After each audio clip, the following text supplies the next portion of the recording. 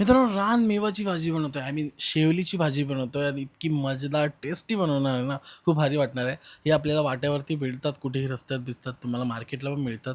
डोंगराळ भागात तर जास्ती मिळतात. वाडी-विरती वगैरे असतात बाहेर विकायला, ठीक आहे. आतली जी मेन भाग आहे ना, तो घ्यायचा असतो. वरची साल काढायची असते आणि देन तो जो ब्राऊनवाला पोर्शन दिसतो त्याच्या वरतून ते कट करायचं असतं आणि मग त्याला बारीक चॉप करायचं असतं, जेणेकरून ते वरतूनच घ्यायचं आणि मग ते खकवतं वगैरे, ठीक आहे. आणि खकवू नये जास्ती, घशाला ते हे नाही होणार म्हणून ती पानं वगैरे असतात ती पानं याच्यात टाकायची असतात. यांचे नाव विसरलो मी.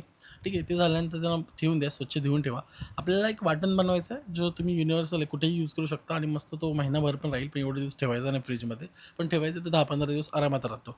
खडे मसाले आहेत काही, अद्रक, लसूण आहे, त्याच्यामुळे थोडंसं खोबरं आहे सुका, त्याला भाजून घेतोय आणि मग कांदा, कोथिंबीर, मिरची हे सगळं टाकून आपल्याला हा वाटण तयार करायचे. याचे डिटेल्स कॅप्शनमध्ये टाकतो. पाहिजे तर वाटणाची रेसिपी एक दिवस टाकून देऊयात आपण. आता आपल्याला वाटण पेस्ट करून घ्यायची मस्त.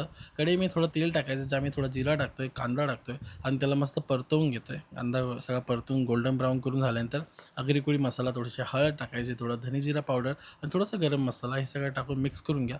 थोडं गरम पाणी टाका, मसाला करपून देऊ नका. त्यानंतर आपलं वाटण ॲड करायचं याच्यामध्ये. वाटण तर मस्त शिजवून घ्यायचं आहे. कलरसाठी इथे मी काश्मीर लाल मिरचीचा पावडर टाकतोय आणि सगळं टाकून मग मिक्स करून घ्यायचं आहे.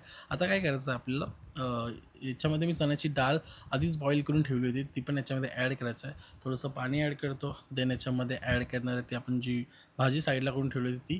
त्याच्यानंतर मी थोडं मीठ टाकणार आहे आणि ही चण्याची डाळ टाका, मजेदार लागेल तुम्हाला. डाळ वजडीचा फील येईल एकदम मस्त टेस्टवाला, कारण का आपण ते वाटण वगैरे पण तसंच टाकलेलं आहे आणि मजेदार लागते खायला, एकदम टेस्टी वाटते. कधी-कधी खकवते घशाला थोडीशी, तोच एक एक विषय आहे या भाजीचा, पण काही नाही. आता मस्त जाडसर होईपर्यंत ठेवा आणि ते सर्व्ह करा भाकरीसोबत किंवा कशासोबतही आणि एन्जॉय करा हा रानमेवा.